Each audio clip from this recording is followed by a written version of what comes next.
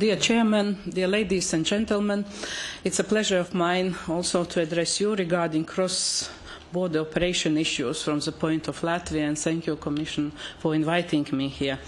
I'm coming from small member states, 2 million inhabitants with 3,000 researchers, and for us cross-border operation it's even more important than maybe for the big countries who are self-sufficient doing research.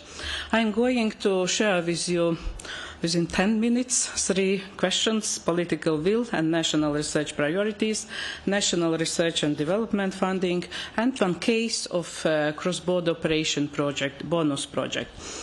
And as has been already emphasized, the outcomes of public consultation clearly indicate that there are major difficulties of cross-border cooperation, lack of political will and commitment of member states, national strategies not clear enough and not tied to European Union 2020 goals, and unclear criteria for national research priority setting, and of course different research and development priorities of member states. And I am going to show on the case of Latvia how it really looks like. So there is political will of government on cross-border cooperation because there are 4 main activities envisaged by guidelines of science and technology development for coming years. And you see there is increasing also emphasis on research activities on international level by encouraging international cooperation in research and technology. But unfortunately, this is a will, and there is no dedicated budget allocation for cross-border operation, and also in compatible transnational legislation is lacking, what I am going to talk further. The big issue is about setting national research priorities, and government has approved it in August 2009, 5 priority fields of research. Unfortunately, European Council set these joint programming initiatives several months later, so those research priorities are not so complying with each other, but as you see, some major issues are being tackled. But in our country there are no clear criteria for identifying research priorities, and mainly these priorities being set based on historical data on research excellence, not balancing the needs of future of socio-economic needs of society, and that's why it's really an issue of excellence and relevance for the next challenges national countries and also European Union is facing.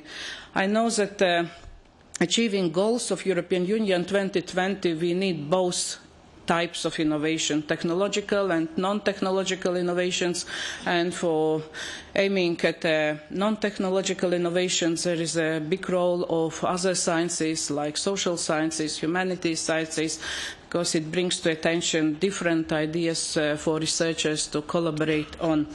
And also there are necessary to have political will on transnational agenda setting. As you see, also international publications mainly are up in those fields which have been set as national research priorities, and we are lagging behind other sciences, and both of those approaches for excellence research and also relevance it's needed.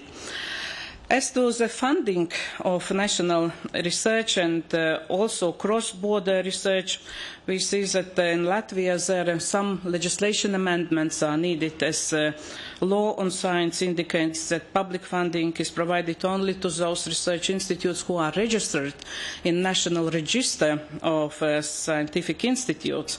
There are 133 research institutes in Latvia, which it's really a big number for a small country, and infrastructures are fragmented, and only 12 are state-funded research institutions.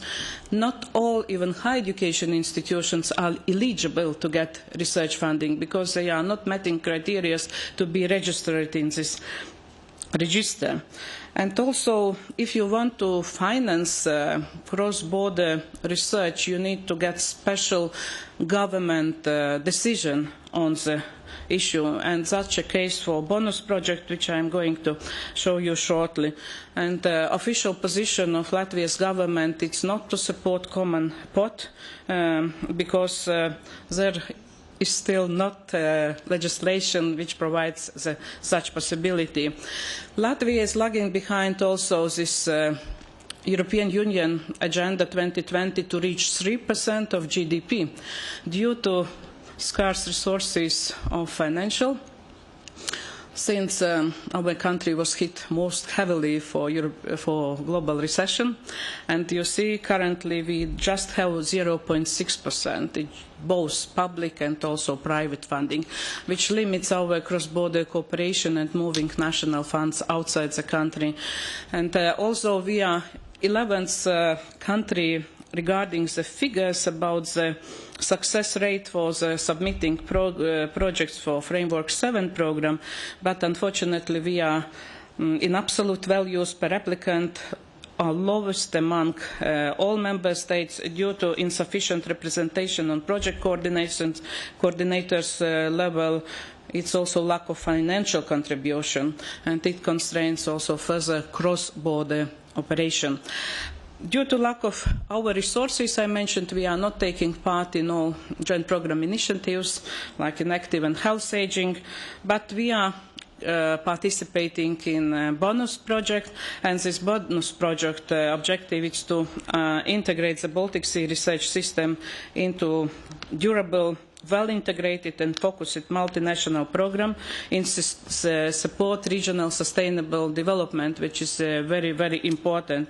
And as you see, this project is built on ERANET and Bonus Plus programs and engages 100 research institutes and universities in Baltic countries. I think it's a good sample how even a small country could contribute for the regional development, and there is a nice website of the project. Those who would like could go further, because I see that we are lacking time schedule.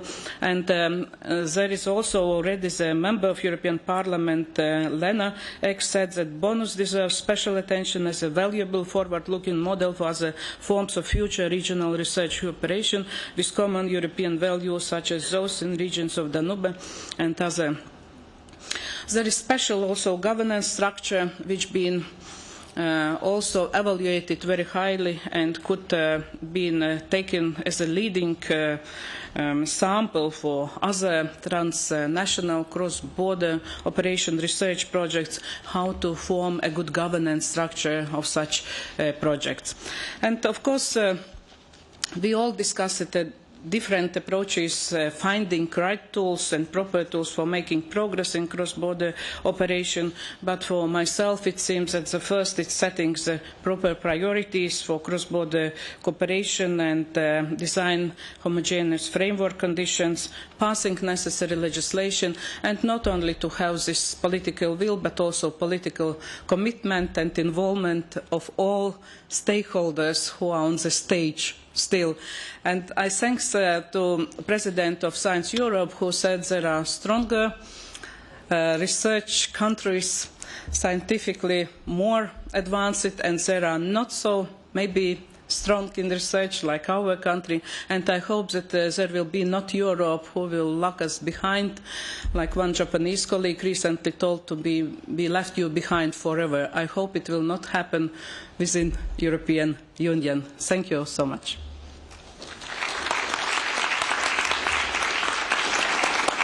Thank you, Tatjana, for this insight, on the one hand on the challenges, and on the other side on some of the successes in bonus. Now we actually about there where I was